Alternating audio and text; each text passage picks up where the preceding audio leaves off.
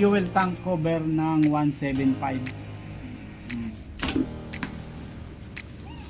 Okay, so nag-order tayo ng side cover. So ito mga ka-duit, upuan. So nakatatlong order tayo nito.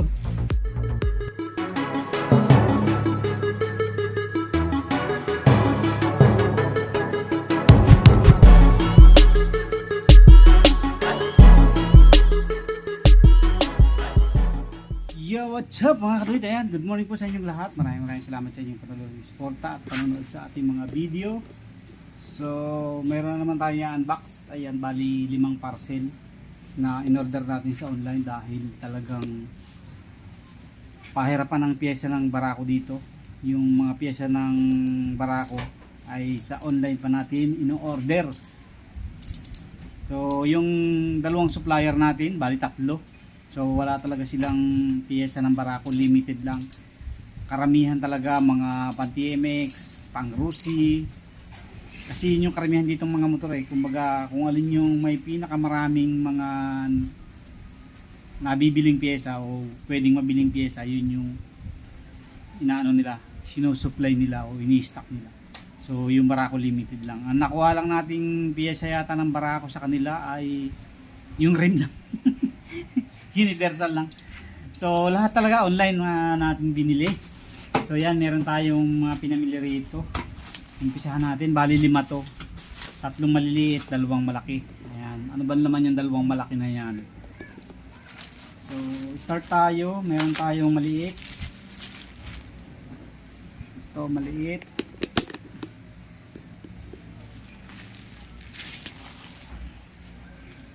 So ano ba to? Napakaliit na to. Hindi ko na rin matandaan mga ka-duit yung pinag-order ko online. Basta yung kailangan ko dun sa assembly, in-order ko na muna lahat bago natin i-assembly. So ito pala, knob yung pang lock dun sa ating side cover. Ayan, dalawa, 110 pesos to. 125 pesos kasama shipping. Kawasaki din yan mga ka-duit ito. Tapos itong isa, goma yata to, goma. Kasi kailangan din natin ng mga damper. Hey there. Kasi Subscribe to my channel. And also press this bell icon. mahalaga to, itong mga damper na to. Ayan, damper. 6 na piraso. Ah! Ano ba to? 2, 4, 6. Ayun, 8. 8 piraso mga kaduit. 2468. Ilalagay natin ito sa damper din nung ating side cover and then yung ating sa may headlight. Ayan, lalagay din natin doon. Tatabasin na lang natin yung iba pagka hindi kakasya. Ayan, damper. Nakapa-order na pala ako before dito. Hindi ko lang naisama to. So nalimutan ko. Tapos ito ay yung tank cover. So binuksan ko yung tank cover ng lumang tangke natin, hindi na magkakari, wala nang spring, tapos hindi na gumagalaw yung kanyang lock. Kaya order na rin ako. Ito, ayan, tank cover, fuel tank cover ng 175. Ayan, buksan na rin natin, dito na rin lang eh.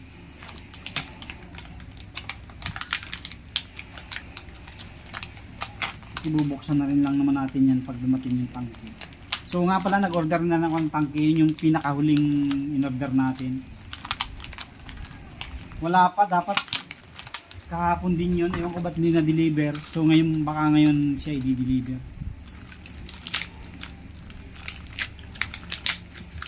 So, ayan, meron siyang goma.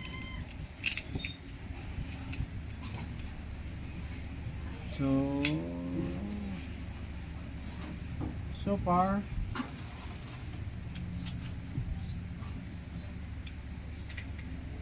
mukhang okay naman, kaya lang hindi talaga ito sing ganda nung dati.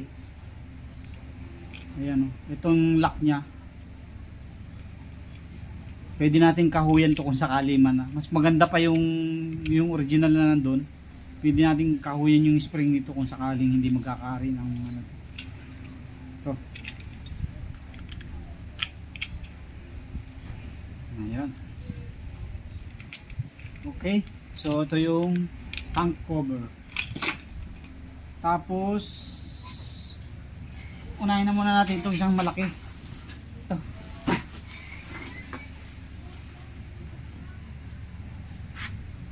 So yan, malaki. So galing sa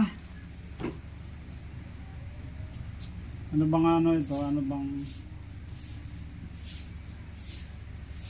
hindi ko malaman kung anong seller, nalimutan ko na. Pero galing siya ng Valenzuela. Valenzuela City. Sa compound ng Ugong, Valenzuela City. Sa natin, ano ba naman ito?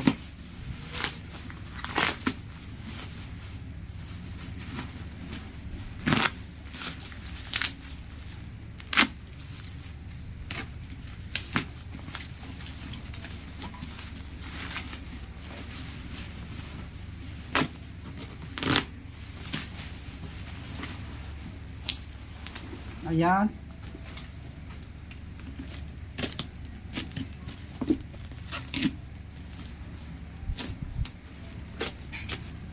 Sana walang damage mga kaduwit.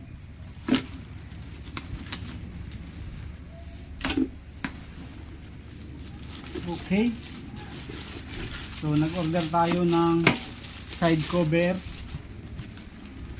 Ito side cover Barako. Oh, yan. So, plastic na plastic siya. Plastic na plastic mga kaduit. Ayan.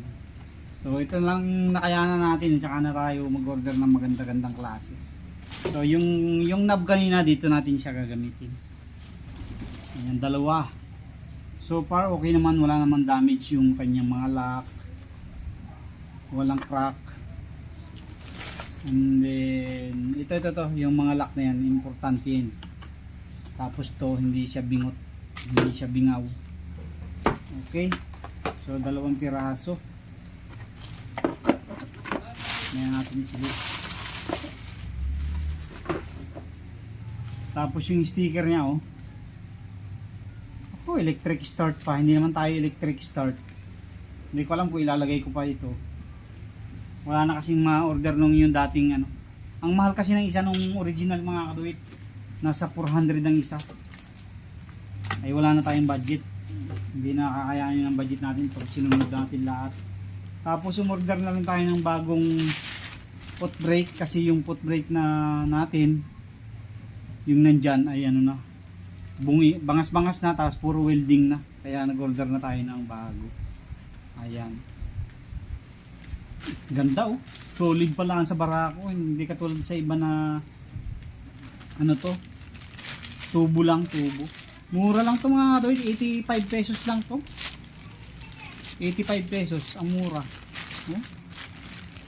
So Barako. And then kay boss, ang mayroon namang fender kay boss. Yun nga lang, hindi kaya na rin ng budget natin dahil stainless lang ang mayroon sa kanya. Stainless lang. Eh 900 ang wholesale. Wholesale pa yun, ha. 900. Kaya hindi na rin tayo bumili. Ang ginawa natin, umorder na lang muna tayo nitong, hindi ko alam kung stainless to or chrome lang. Mura lang to, 425 pesos lang ito. So hindi ko alam kung chrome plated ba o stainless. Parang stainless mga kadaw ito.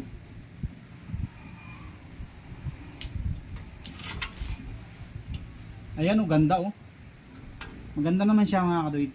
So subukan natin kung stainless talaga. Kuha tayo ng magnet. So ito may magnet tayo. Ay, lata. Oh, lata po mga kadaw.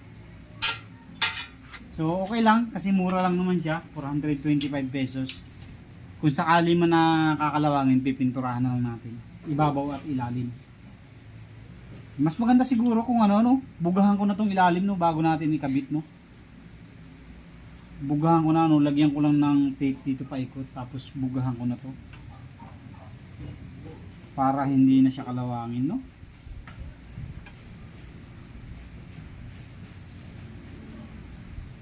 Pwede. So gawa natin ng paraan mga kaduit mamaya. Ang gagawin ko, iitimin ko to, itim, tapos itim yung ilalim, sprayhan natin para maganda, hindi siya kalawangin. Okay, next. So bali dun sa isang seller na yan, in order natin ay 3 item. Ayan, bali 3. Tapos ito yung in order natin, alam ko galing ng Lucena City ito, ang seller. Ayan, 731 pesos itong isang box na to.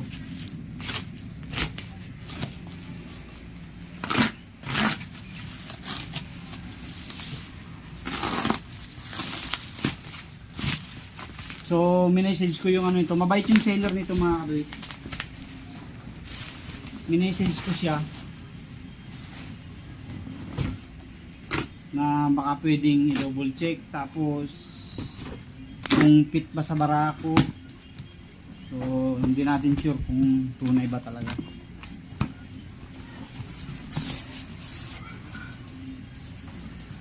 Okay. So, nakalagay dito TMX Rear. TMX Rear. Hindi naman siguro yan yun. Okay.